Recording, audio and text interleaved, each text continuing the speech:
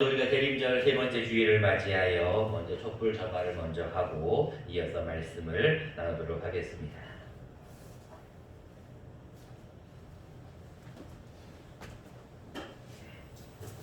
기도하겠습니다.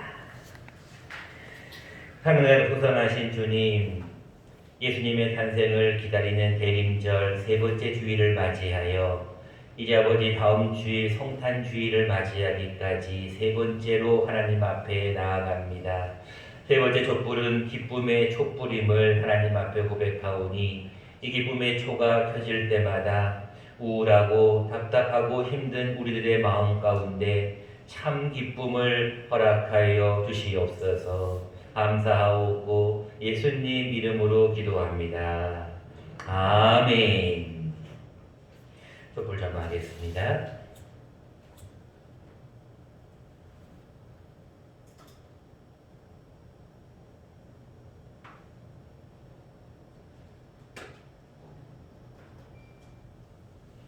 기도하겠습니다. 사랑의 주님, 우리가 오늘 세 번째 초를 점화합니다. 이제 예수님의 탄생을 앞두고 있는 우리들의 마음 가운데 새로운 소망과 기쁨의 은혜가 넘치게 하여 주시옵소서. 항상 기뻐하라. 이것이 하나님의 뜻이라고 말씀하신 주님의 말씀대로 힘들고 어려운 가운데 있지만 우리 마음 가운데 늘 기쁨과 하늘로부터 내리는 평안이 넘치는 우리 모두 될 줄 믿고 감사드리오며 이 모든 말씀 예수님 이름으로 기도합니다. 아멘.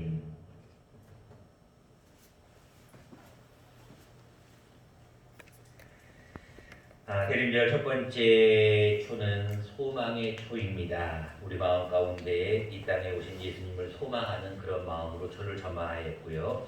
지난주에는 우리가 회개의 초를 점화했습니다.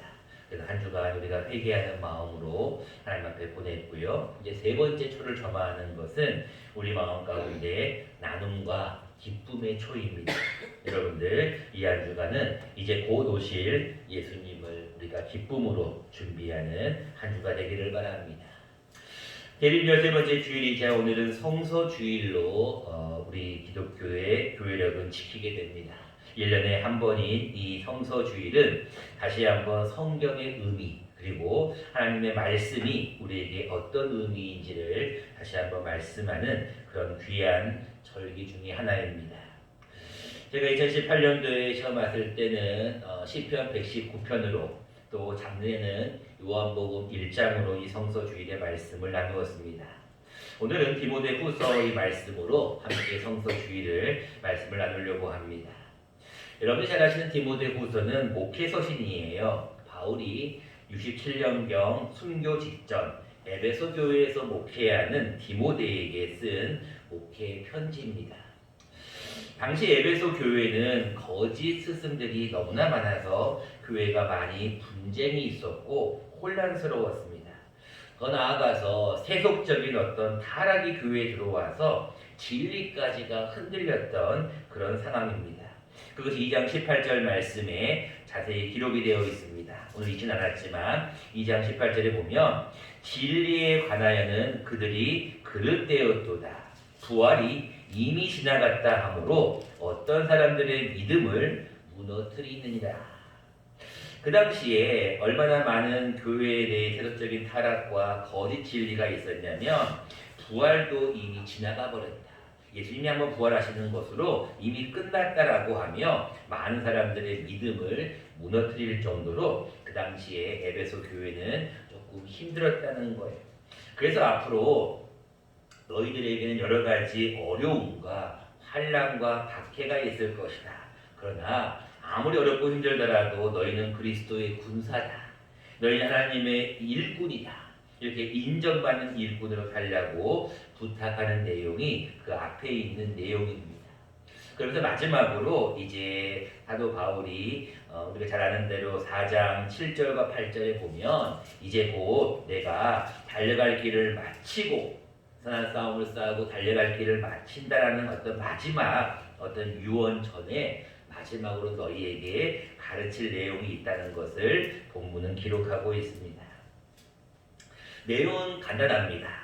말세에는 여러 가지 일들이 있을 것이다 라는 것으로 19가지의 현상을 미리 예언을 하시고, 그러면서 너희가 이러한 힘든 일이 있을지라도 너희는 바르고 확실한 어떤 성경 안에 거해야 된다는 것이 오늘의 본문입니다. 자, 먼저 말세에는 어떤 일이 있을 것이냐, 1절부터 5절까지 무려 19가지 현상이 나옵니다. 가장 첫 번째는 1절 말씀에 너는 이것을 알라. 말세에 고통하는 때가 이른다. 마지막 때는 고통하는 때가 이른다는 거예요. 지금 여러분들 사회 현상을 보면 얼마나 많은 자들이 고통 가운데 있는지 여러분들이 이미 미디어를 통해서 다 알고 있을 것입니다. 그 다음 2절부터 5절까지는 사람들이 하는 현상, 말세에 일어나는 현상들을 무려 19가지가 자세히 기록이 되어 있습니다. 시간 관계상 다 설명드리지는 않겠고, 여러분 마지막 때에는 여러 가지 현상들이 저들도 무슨 얘기냐면 경건의 모양은 있는데 경건의 능력을 상실하게 되는 모습이에요. 그 모습들이 자기를 사랑하고 돈을 사랑하고 자랑, 교만 이런 것들이 다 뭔 얘기냐면 경건의 모양은 있어요. 에베소 교회 너희들이 믿는다라고는 하지만 그런 모양은 있지만 능력이 없는 자들에 대한 모습을 자세히 기록하고 있어요. 그렇기 때문에 너희들은 이러한 모습에서 좀 벗어나라. 이러한 좀 고통받고 힘들고 좀 자기중심적이고 경건의 능력이 없는 데서 좀 돌아서라는 거예요. 돌아서서 어디에 거해야 되는 거냐면 너희는 좀 확실하게 배우고 확실하게 확신한 일에 좀 거하라는 거예요. 그것이 14절 말씀에 나와 있습니다. 그러나 너는 좀 배우라는 거예요. 성경을 배우라는 것이죠. 그리고 너는 뭐에 거해야 되냐면 확신한 일에 거하라는 거예요.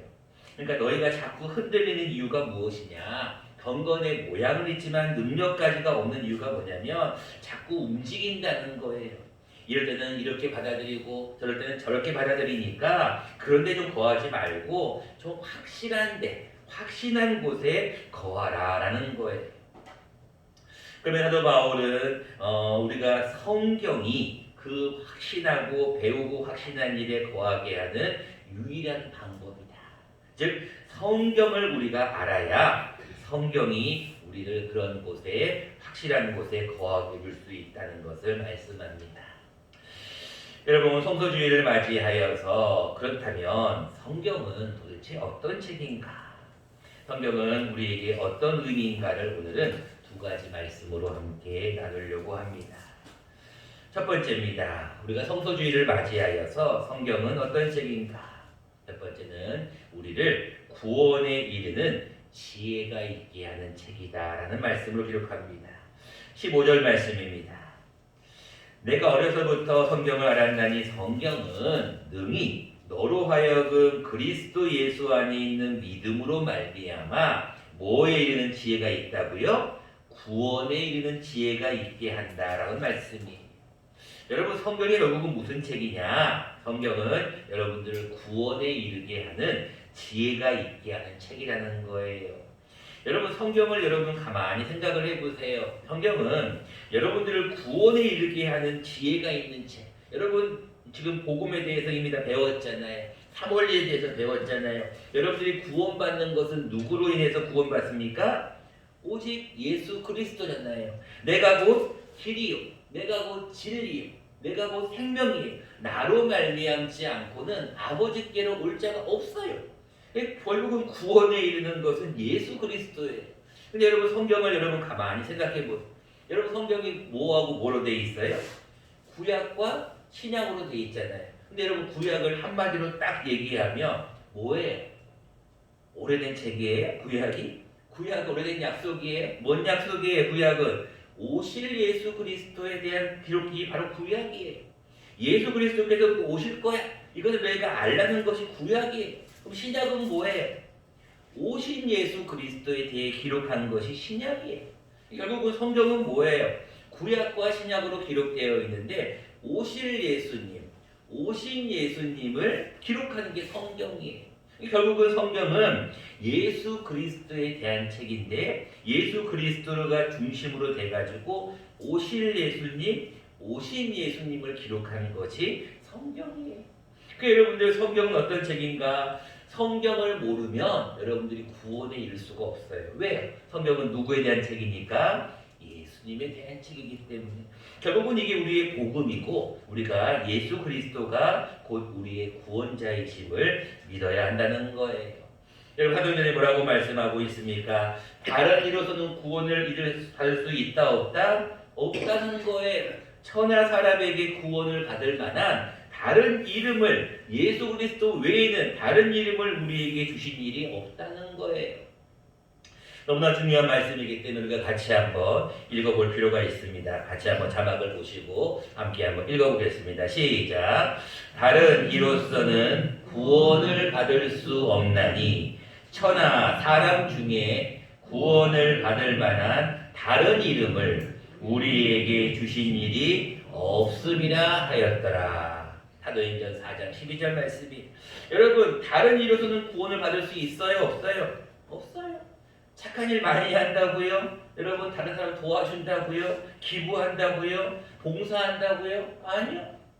여러분 교회 잘 나온다고 구원받습니까? 아니요. 헌금 잘 낸다고? 아니에요. 우리가 오로지 구원받는 것은 믿음이에요. 오늘 본문에 나와 있잖아요. 그리스도 예수 안에 있는 믿음으로 말미암아 우리는 믿음으로 말미암아 구원을 받습니다. 근데 누구를 믿어야 하느냐? 본문에 나와 있죠. 다른 이로서는 구원을 받을 수가 없어요. 누구를 믿어야 돼요? 천하 사람 중에 구원을 받을 만한 다른 이름은 없어요. 오직 누구만이? 예수님. 여러분들 예수님을 꼭 믿으시면 그것이 구원에 이르는 방법이고 그것이 성경에 기록되어 있음을 꼭 믿으시기 바랍니다. 성경은요 1500년에 걸쳐서 약 40명의 저자에 의해서 기록된 책입니다. 근데 어떤 자들은 이 성경에 대해서 많은 자들이 도대체 사람이 쓴 성경을 어떻게 천지창조라는 것을 기록할 수가 있느냐, 어떻게 앞으로 미래에 대한 종말에 대한 것을 기록할 수 있느냐고 많은 사람들이 의문을 갖습니다. 여러분들 거기에 대한 말씀이 바로 16절에 해답이 나와 있는데요. 16절은 이런 말씀이 있어요. 모든 성경은 하나님의 뭐로 됐다고요? 감동으로 되었어. 여러분 그 감동 옆에 각주가 적혀 있는 거 보이시나요? 여러분 각주가 다 대부분 적혀 있을 텐데 각주가 1로 되어 있는 분이 대부분일 텐데 하나님의 감동 옆에 각주를 보세요. 뭐라고 나와 있어요? 또는 뭔가 영감으로 되어 있잖아요. 할멈 아니고요. 영감이라는 건 뭔 얘기냐면 하나님께서 이렇게 불어넣어 주신다는 얘기예요. 여러분 성경의 영감설에 따라 뭐 기계적 영감, 동력적 영감, 유기적 영감, 뭐 여러 가지 영감설이 있어요. 성경에 대한 것도요. 여러분들 너무나 많습니다. 그래서 여러분들 뭐 사상 영감설, 뭐 어떤 부분 영감설, 완전 영감설 여러 가지 영감에 대한 것도 이 하나만 가지고도 신학적인 해석이 분분합니다. 근데 우리 기독교 개신교에서는 어떻게 받아들이냐? 성경의 무호성을 강조합니다. 무슨 얘기냐? 모든 성경은 사람이 쓴 게 맞아요. 40명의 기자가 쓴 게 맞는데 누가 그에게 생각을 불어넣어 주셨느냐? 하나님의 감동, 하나님의 생각을 그에게 하고 불어넣어 주다는 거예요. 그렇기 때문에 그가 현재가 아닌 옛날의 과거인 천지 창조에 대한 것도 기록할 수 있었고 앞으로 미래에 대한 것도 기록할 수 있었다는 거예요. 그래서 여러분들도 꼭 믿으셔야 될 것은 내가 어떨 때는 성경을 보면은 믿을 수가 없어. 어떻게 동정녀, 어떻게 남자를 알지 못하는 자가 아이를 가져?